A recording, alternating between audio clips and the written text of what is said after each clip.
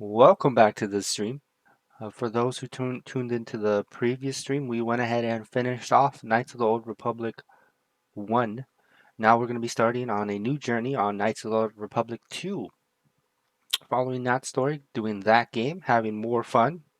There are going to be some things different. For starters, do look on the screen. We're going to be playing with some mods just to enhance the game experience. Yeah, there's mods for Coder, especially the Sullivan expansion I heard is really cool. That's probably something that we're going to be diving into next time. If we ever come back to Coder, we will most definitely. I thought it'd be kind of me just to include a little mod list of what exactly I'm playing with, so if you want to, you can download these mods and play along with me. So in no particular order, we'll be playing with the animated galaxy map. I am a sucker for little detail in things, and of course, adding a little bit of detail to that boring old galaxy map is definitely going to help out. Next, in a long list of resolution, we have Danthrine and Korriban high resolution, just to bring the game more up to a standard with how the game looks. Have some high quality blasters just to add a little bit more sugar to the game. Duxton high resolution. Nar Shaddaa high resolution. Ice Eclipse's power texture so we can get that nice poison, lightning, fire, drain health. I want to say that's the beam that the droids shoot. We have Alderaan high resolution, no vertical camera. One big difference between this game and the previous game is that for some reason they added a vertical camera to the game when it's not really needed. If anything, it caused more annoyance. If you're someone like me that plays with the mouse and not the A and D key to move left and right, what ends up happening is that the camera would either go up or will go straight down at the floor. There's no reason to have that in the game. That's no benefit unless you want to stare at the ceiling or look down at the ground. And yeah, so this one just locks it in place, so it's kind of the standard coder camera feel to it. Another great mod just to make the game a little bit more appealing is this smaller HUD. So a while ago they did end up patching the game to bring it up to 1020, 1080 resolution. And one of the side effects is that the HUD is really big. As you can see, it adds a lot of clutter to the game. It's a great example. Look at all this on screen. And this just brings it down by to 67%. Look at that. It's perfect. It's nice, out of the way. It's still there, and it's not too small that you can't see it. Very nice. Of course, another retexture, this time to the Embed Hawk. Visa reskins. This was the only reskin I was able to find on Steam. I know there's probably a lot of mods over on Nexus, but we're just using Steam mods for now. This was the only character reskin I was able to find. And then, of course, how can we forget the restored content mod with the M478 planet? Of course, gotta thank those people who did went ahead, found that content, restored it, because we all know how game publishers can be. They say get it out by Christmas. You don't have a choice. You have to cut corners here and there. Thankfully, these people were able to find those corners and put them back in place. So you have a complete square. And of course, again, here's the whole mod list. After the stream, I'll probably go ahead, slide this in somewhere down below on the Twitch page so you can click this and then you can follow the links to all these pages and download them for yourself. But without further ado, let's go ahead and start Knights of the Old Republic 2. Jedi Guardian. You can see he focuses on combat training and lightsaber mastery. I like hitting things, and he's going to be the best person to hit things with. Of course, you do have other characters. Jedi Sentinel, he's middle of the road, so as he is high health, high damage, he's everything. As you can see, it gives you a little bit of summary at the bottom. Well balanced, possesses many skills. And then we have the Jedi Counselor. He's mostly focused on using force powers. He's very interesting. We'll probably do that in a later playthrough, but for now we're going to go Jedi Guardian. Boop. Of course we want to customize our character. We want that. And then to dive into attributes. Because you're probably looking at this and saying, that's a lot of numbers. It is. This game can be simple just playing it, but it can get complicated if you want to be a master of it. So just to give you a basic run through, and of course if you do want more information, there's a lot of small YouTube creators on YouTube, so go out, support them. They do go very in depth into this. We're talking math and equations, and I'm no math major. I just need to know what's good and what's bad. So to get started, first thing you probably notice, other than the names, is that there's minus signs here. And to go ahead and explain what exactly this is, because if you put points into it, there's nothing, and then +1, +2, +3, etc. This game operates on a classic Dungeons and Dragons kind of concept with it's rolling a dice. It generates a number at randomly between 1 and 20. So just to use combat as an example, let's say the opponent that you're attacking has 10 defense. When you go to attack yourself, the game does roll or generate that number between 1 and 20. To successfully land a hit with an opponent, you'd want to have 10 or higher, 11 or higher, something along those lines. And let's say you roll a 11 for an example. 11, obviously that's higher than 10, so you would attack. Not exactly. As you can see, you do have a -1 in strength, which determines on when you do your chances of hitting someone with a melee weapon. So since it's -1, your 11 gets that -1, so it brings it down to a 10. And of course, 10s cancel each other out, so that results in a miss. And the same thing does apply to these other ones. Dexterity, for an example, just to flip it with your defense. This adds... this increases your character's defense rating. So just to, like I said, flip it. If you had 10 defense, this would actually bring it down -1. So you have 9 defense. Or you can increase it, have 1 defense at 11. So obviously the opponent has to roll a higher number than that to land a strike. And then that will apply to all other things in the game. And of course, these ones are the most basic. These ones do get more complicated. So let's see. I believe intelligence is one.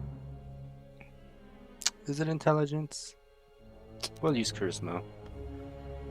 So speech checks. As you can see, charisma influences a character's persuasion skill.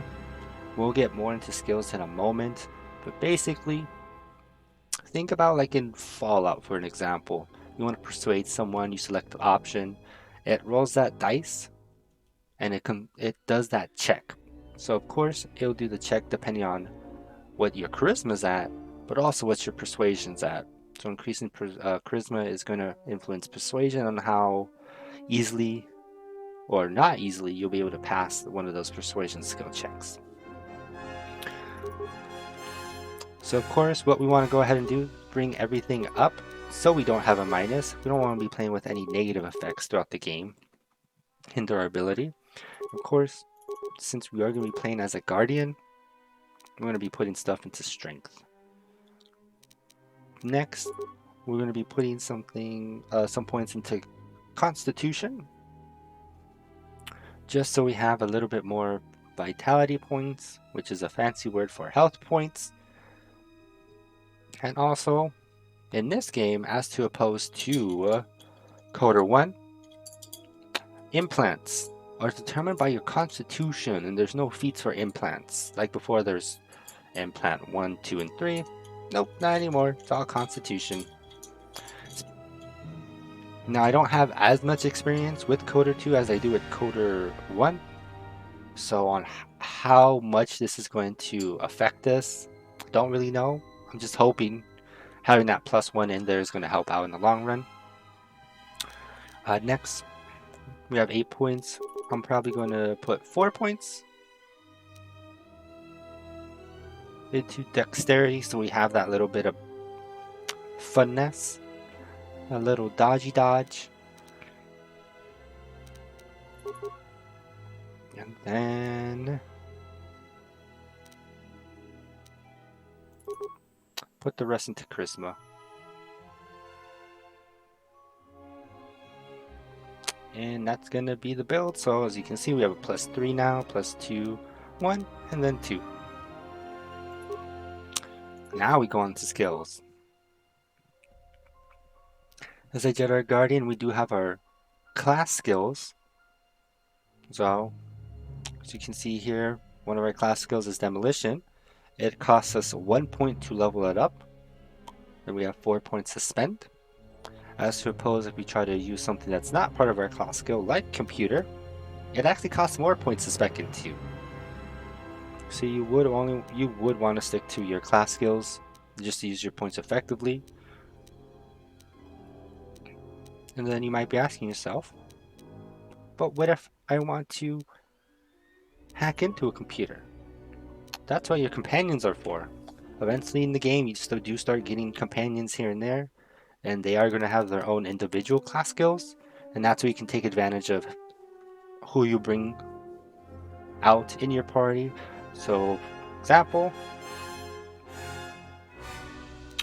I might be good at demolitions, so I would be the one that wants to disarm mines and all that kind of fun stuff, while someone else might be good at computer use, so I would want to switch to them when I use computers, just so I can use less computer spikes, and bring someone else to hack into doors and lockers, stuff like that. Another thing you can see with these skills is how they have a related attribute. So intelligence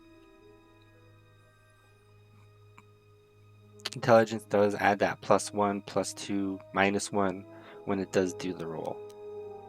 And of course, persuasion, charisma. Now you see why we put some points into charisma. We're going to be going 3 and treat injury. Or actually 2, 1, 1. We're going to be letting someone else handle demolitions.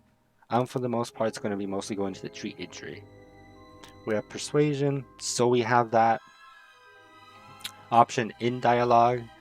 And even though it's +1, we still have that +2 in charisma, so that's going to definitely bump us up a little bit. And then some points in awareness.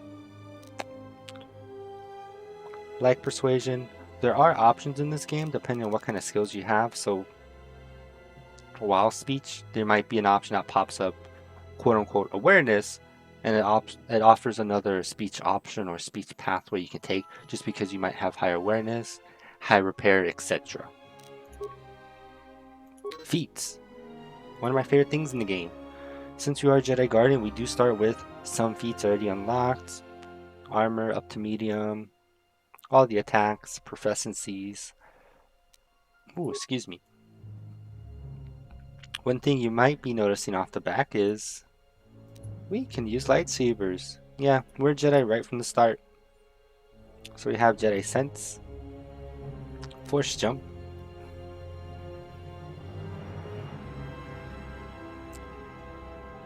but what should we start with?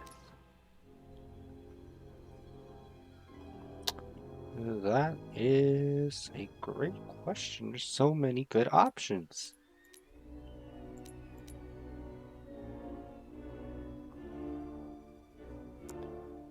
Since I don't believe we're going to be getting access to 2-weapon fighting soon, or access to 2 weapons from the start, we're going to go ahead and skip that for now. And since we are a Jedi from the start again, we don't have to hoard our levels like we did in the last game on Terrace. We can just level up right from the start.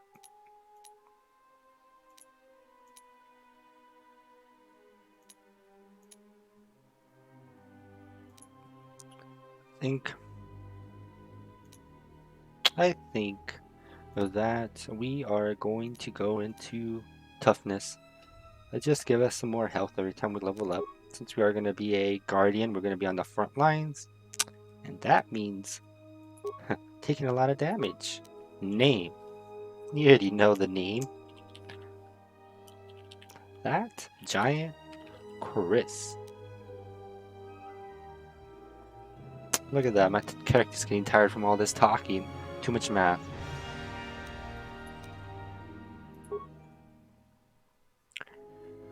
Alright, we're about to start. Here's the final stats and everything.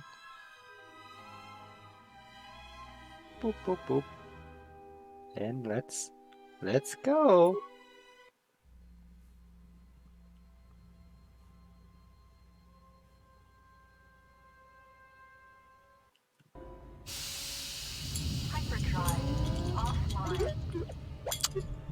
I guess we're not seeing an opening crawl.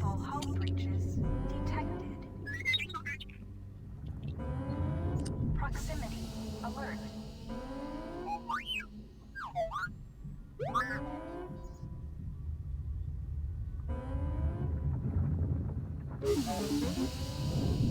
The Ebon Hawk is adrift in space after a terrible battle. Most of its crew are dead or dying. You lie in the medical room in critical condition. You won't survive long without medical attention. The hyperdrive is damaged.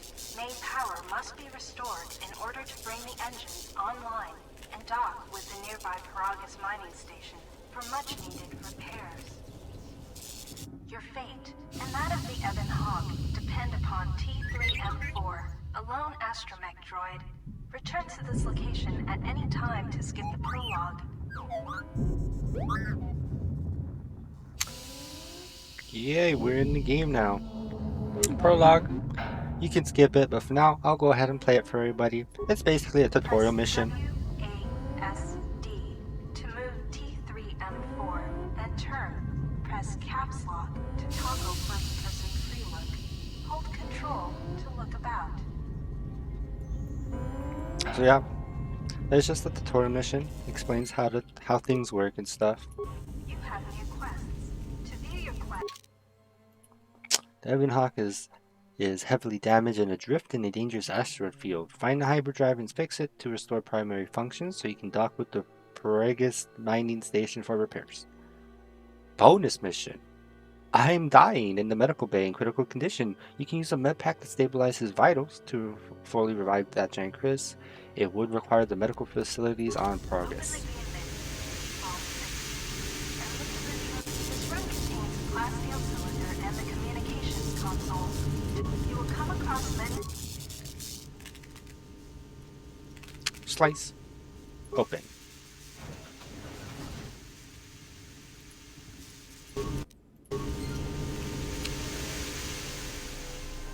This is the main It hall. should be this. Your security skill is too low to open this footlocker. How? Come on. Come on.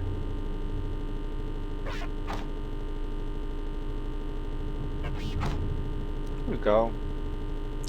Of course, with breaking or breaking into stuff, there is a downside finally. You break items. Sometimes bashing or blowing open a container will break some of the items in the container. But you can use even broken items. They can be turned into useful components at a workbench.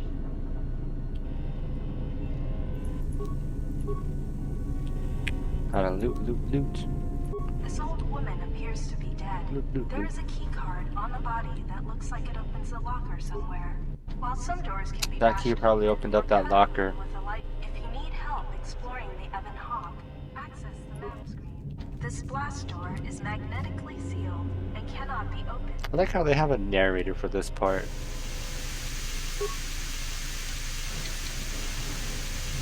This is the talking to other characters is much like using a computer console in the cockpit. Scroll through your response options or move the mouse cursor, and then click to select a response. Note that some responses may influence how other characters react to you. so choose carefully. Furthermore, certain skills, powers, and attributes may modify what choices you have, or how successful you are with those choices. 3CFD is malfunctioning. You can fix him by using a part. Luckily, you have already found one. If you repair 3CFD, he can join your party and assist you in repairing the ship. We're gonna fix him. Success! You have fixed 3CFD. Now he will join your party.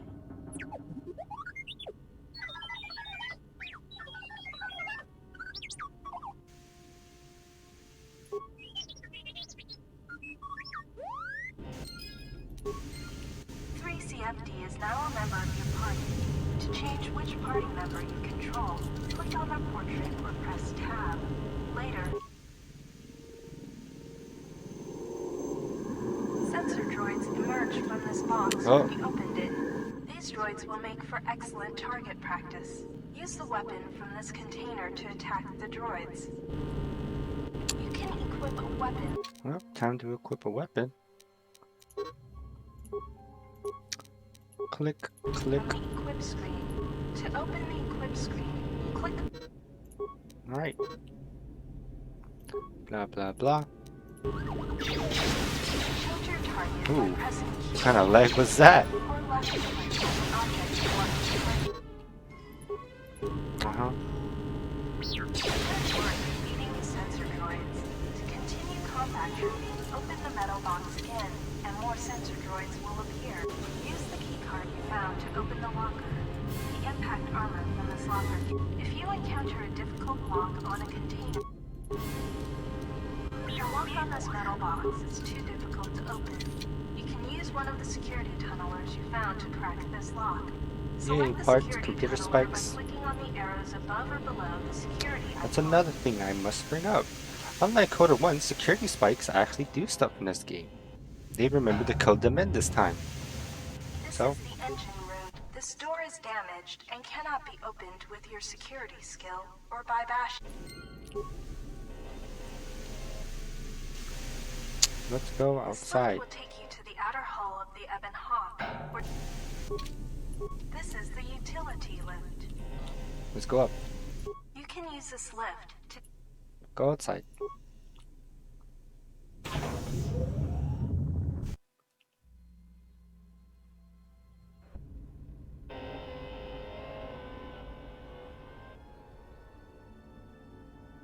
I feel like I was supposed to find a repair kit somewhere and I have not found that yet.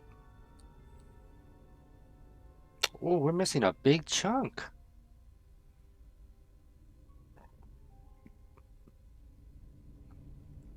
That's like Krea's room. This is the starboard side of the Ebon Hawk.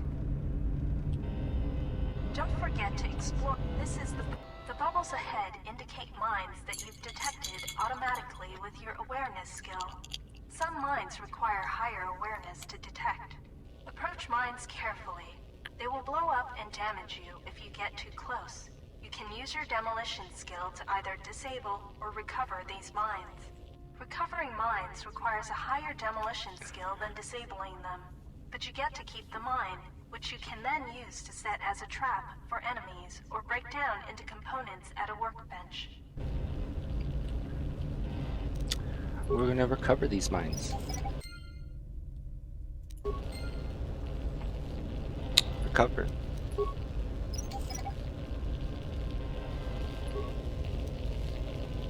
You can use the explosive device in this missile to blow open the engine room door inside the Ebon Hawk. This will give you access to the hyperdrive. After you plant a mine, back away quickly so that you do not take damage. Lucky that proton missile did not detonate. Look at that view. Look at that view. This is the starboard side of the Ebon Hawk. This open hatch has some parts that will be useful for getting main power restored. Well, let's go back down. You can use this.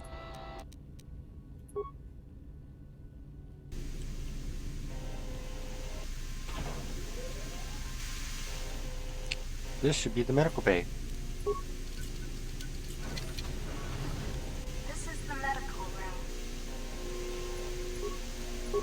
Unlock it. You have found med packs. You can use one to stabilize the condition of the human lying on the bed. I wonder if that's like T3's The like med internal pack head can talking. stabilize your condition. Success. You are stabilized.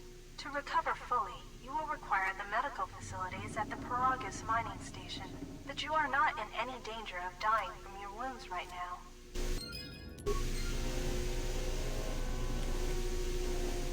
Let's go in here.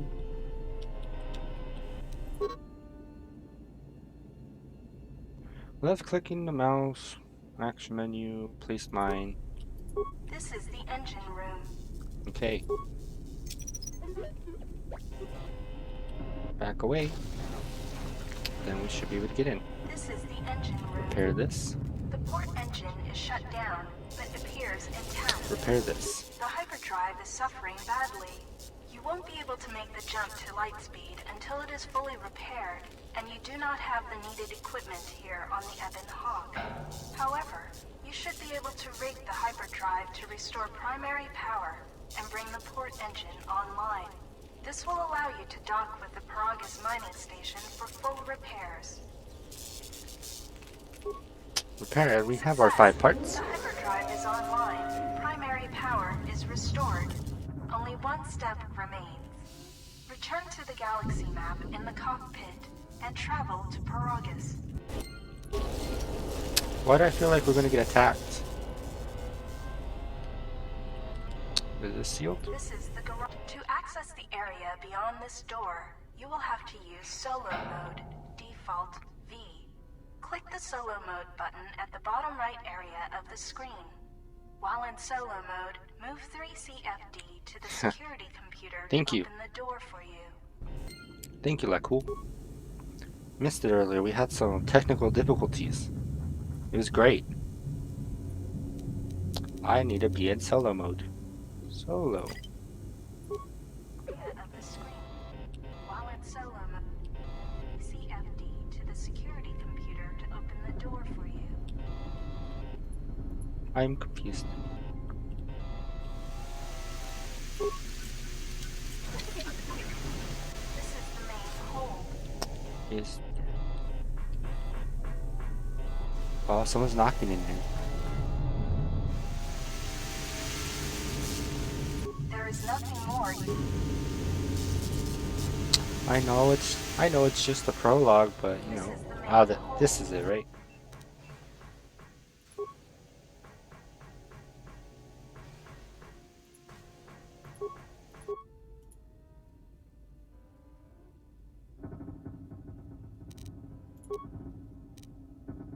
Okay. Open outer. Oh, close. Open inner.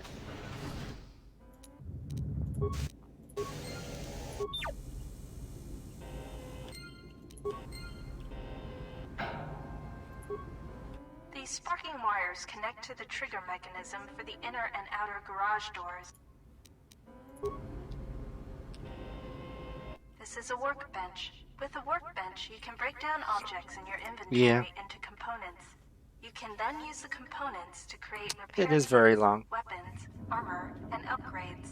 Because of the damage to the Ebon Hawk, this workbench has limited functionality. You can still use it to create a repair kit, which you can use to repair yourself. This is where we Use heal the us. workbench to break down the items you found into components. Then use the components to create a repair kit. We know how to use the workbench. We want to create a repair kit.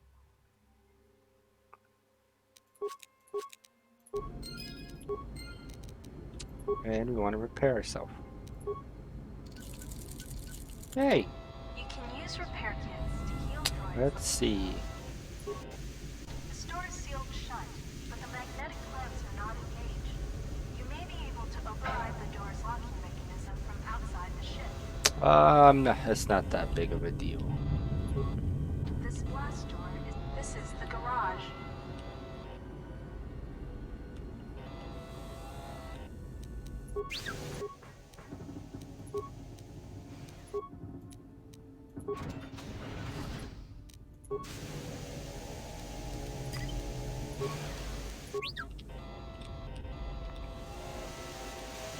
What's in here? Hear a banging noise coming from the other side of the door to the storage compartment, but the door is sealed shut and cannot be opened from the outside. Okay. This is the cockpit. You can now plot a course to the Prologue mining station. To dock with Prologue, left-click on the Prologue planet to select it, and then left-click on the travel button.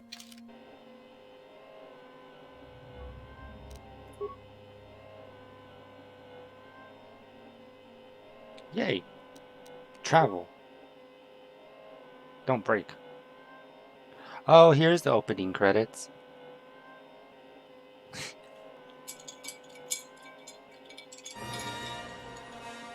I was so confused because we started the prologue and there was no opening credits.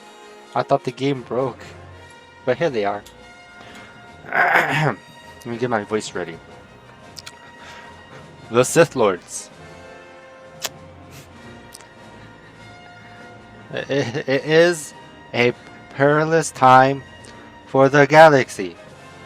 A brutal civil war has all but destroyed the Jedi Order, leaving the Allied Republic on the verge of collapse. Amid the turmoil, the evil Sith have spread across the galaxy, hunting down and destroying the remaining Jedi Knights. Narrowly escaping a deadly Sith ambush, the last known Jedi clings to life aboard the battered freighter near the ravaged world of Prologue. Thank you. Any mod creators out there that need a voice actor, hit me up.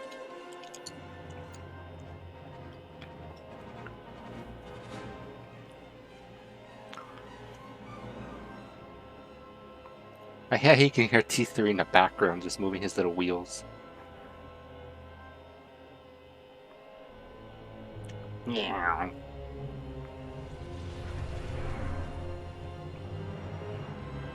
That's bright. Very bright.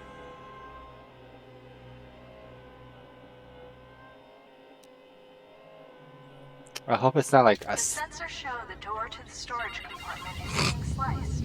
There is someone, or something, else alive on the Ebon Hawk. What? I don't remember this part. T3, no!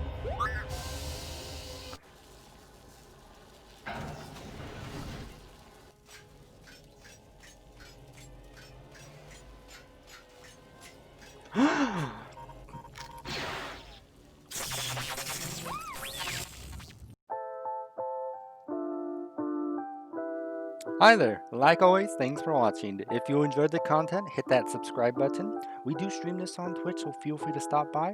We are live Tuesdays and Thursdays, 9 a.m. to 12 p.m. MST. And of course, stay safe and have a wonderful day.